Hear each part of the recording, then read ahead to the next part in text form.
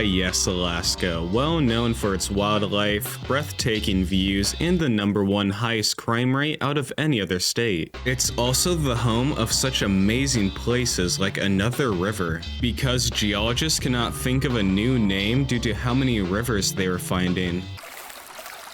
Hey look Jim, a new stream for us to call. Got any ideas? I don't get paid nearly enough for this shit. Fuck it, let's just call it another river. But Jim, that's a stream. It's even classified as one. I said we're calling it another river. And other places like Unalaska where, come on, do I really need to explain why this is funny? Also, Whittier, where around 90% of the population lives in one huge hotel building. As you can see, Alaska's filled with silly things, and since it's my home state, I'm legally obligated to talk about these goofy events. But to be more specific, today I'm going to talk about super scary and totally real urban legends that bless this clusterfuck of a state. Alright, so first off, there's the Alaskan Hairy Man. I know, we're starting off strong. Residing in the southwestern woodlands, stories of them describe them as standing 10 feet tall with long shaggy fur and having luminescent eyes, also possessing long and lanky arms that reach down to their ankles, which sounds like a really huge downside to me. They would not be able to swing from tree to tree like a monkey due to them being like the weight of an elephant. And how many elephants do you see on trees? Yeah, not a lot. But if they can swing from tree to tree, then holy shit, that would be a sight to behold. They also have a high-pitched cry resembling one of a loon, which this is what a loon cry sounds like. Yeah, sounds pretty fucking pathetic to me. A tale has it that when children go running off into the woods at night and become lost, they will turn into a hairy man, also known as an ura-uli. Which, I couldn't find a consistent pronunciation of that, so oops. It's possible that this tale was used to keep kids indoors at night, and for good reason. You don't want to be a mom and see this 10-foot beast walking back to your house like, I wonder where Billy ran off to.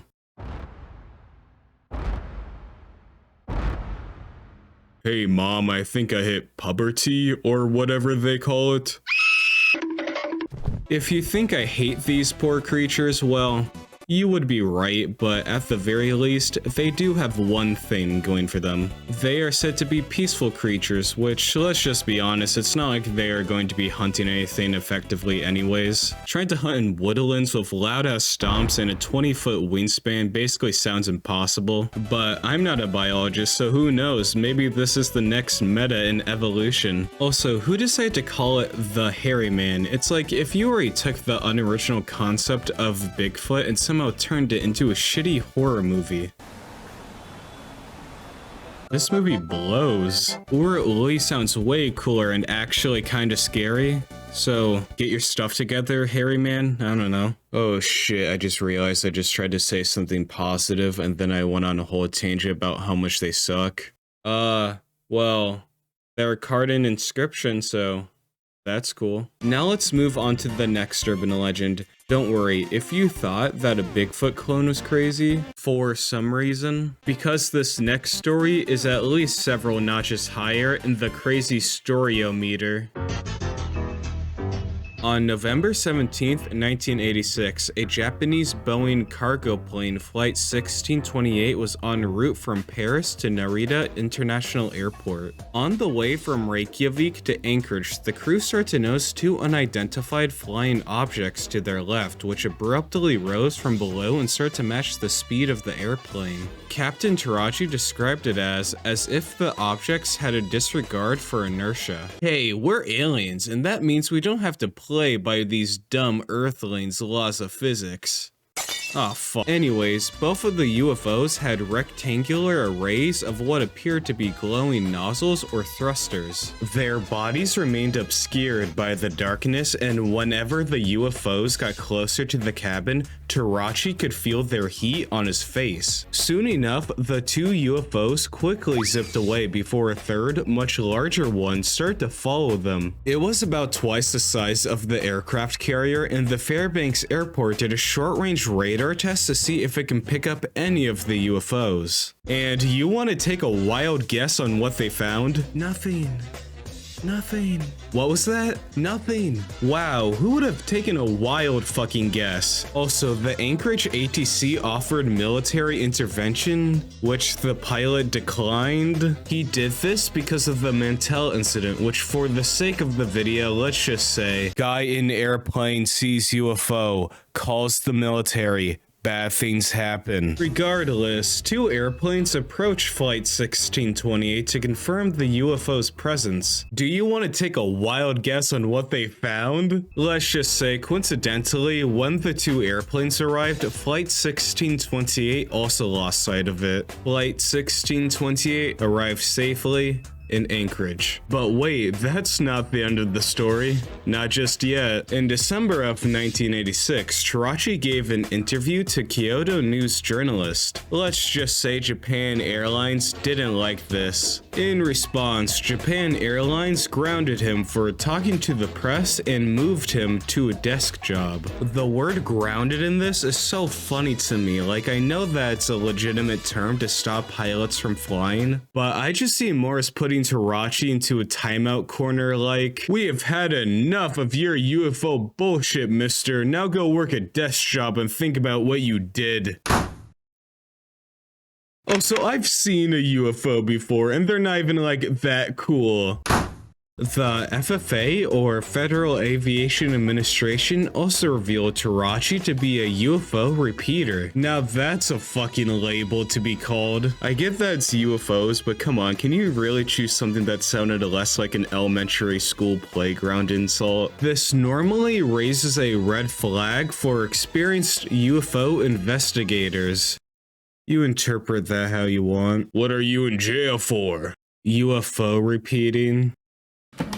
Kyoto News and now the UPI still want to know more about the situation, so they contacted the FFA Public Information Officer in Anchorage to learn more. This led to a meeting at the FFA headquarters where the representatives of the FBI, CIA, and President Reagan's scientific study team and others analyzed the radar data and voice tapes for over half an hour, which by the end of the session were told that the incident was secret and that their meeting never took place. Probably didn't want any more nosy news journalists getting up in their business again. I don't know. So after a 3-month investigation, the FFA concluded it to be a split radar image which appeared with unfortunate timing. And even though the FFA was accepting of the UFO descriptions from the crew, they were quote-unquote unable to support what they saw. So yeah, after some more special attention from the media and Tarachi eventually being reinstated as a pilot, to where he then retired and at the age of 67 lived quietly with his wife in a small town in North Kanto.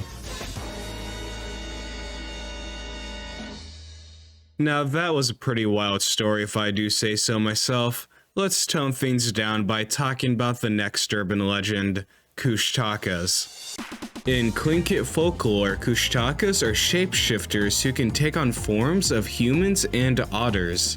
There are many conflicting stories about their behavior. In some, the Kushtaka are cruel creatures who enjoy tricking Tlingit sailors into their own demise. Legends say that Kushtakas will imitate the cries of babies or the screams of women to lure victims to a river. Once there, the Kushtaka will either tear them to shreds or turn them into another Kushtaka, or in some other stories, they are helpful and friendly, often saving people who are lost or ones who are freezing to death. The Kushtaka saves the lost person by distracting them with otter-like illusions of loved ones until they transform them into a fellow Kushtaka, which in turn allows them to survive the cold and is considered to be a mixed blessing. There are also several ways to ward off these creatures. One of them is dogs, and yeah, that makes sense. Tlingit dogs are also used for hunting goat, elk, bears, and river otters, so it's safe to assume that Tlingit dogs are fucking jacked. Kushtakas are also scared of fire.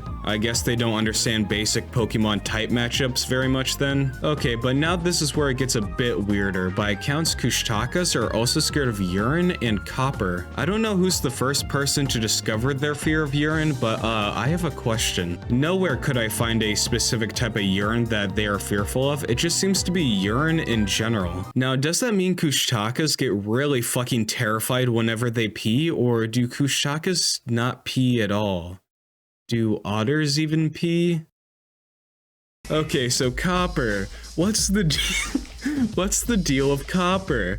Well, apparently Kushtakas have a deal with it. Jokes aside, Tlingit people have used copper in many ways, including this mask, which I find absolutely unnerving. So it's safe to conclude that Kushtakas are just jealous because they're stuck with stone tools. You know, I would probably make a joke about me questioning how nobody's ever caught a cryptid before, but then I look at the total number of seasons for finding Bigfoot. I don't think I need to say it, but by judging by one of the actors' last names, it shouldn't be that hard. And now for the last urban legend for today, energy vortexes. No, I'm not joking. There's no real way to ease into this topic, so we're just gonna jump into the deep end of the, energy vortex pool.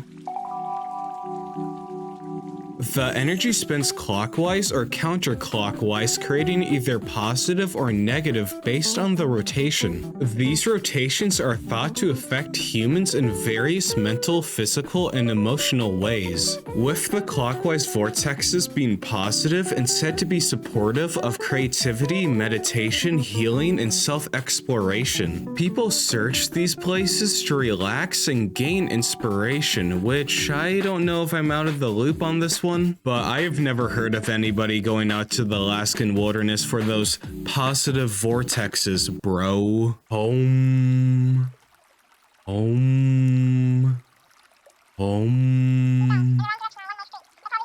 Hey dude, you're ruining my positive vortex vibes. Can you cut it? Capiche? Home. Hey, what are you doing? Stop it.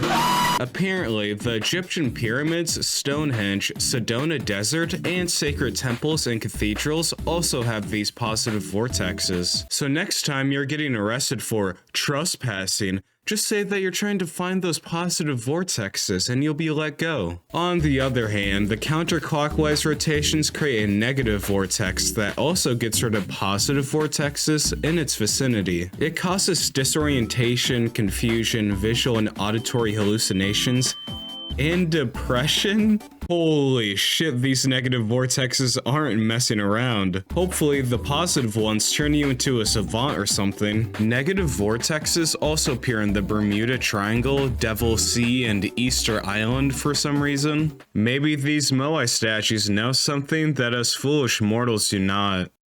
Or they can just be rocks. You never know. Oh shit, how do I end this video?